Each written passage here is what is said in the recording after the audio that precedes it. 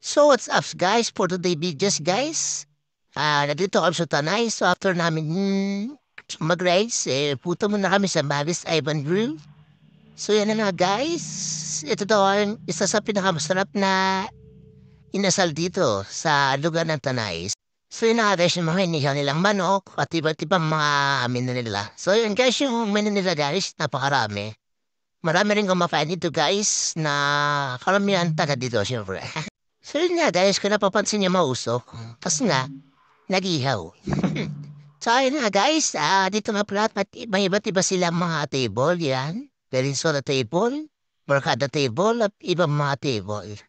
So yun guys, dito, ang kagandaan ng dito guys, di ka na magtatawag ng kanin dahil meron na silang naka-provide na price dito guys. At sabaw.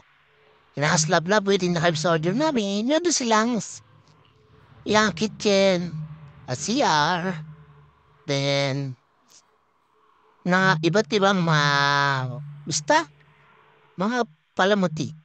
So yun guys, mura lang siya guys. Pabili namin ay chicken na sari, worth of 130 pesos lang siya guys. So yun, so yun, picture muna kami bro kumain. Yun, andi rin yung mga ano niya, toyo. Natural lang yun. So, malaki rin yung tiki nila guys para sinisal inasal. O mas mga pa sa inasal. So na nga guys, tapos na kayo kumain. So yung kanin, hindi rin namin naubos. Kasi napakarami. So yun, good siya guys. Affordable price and masarap siya guys. Kaya sama mo garin sa puntang Tanay. Punta na dito guys kung gusto niyo ng budget meal. Bye-bye!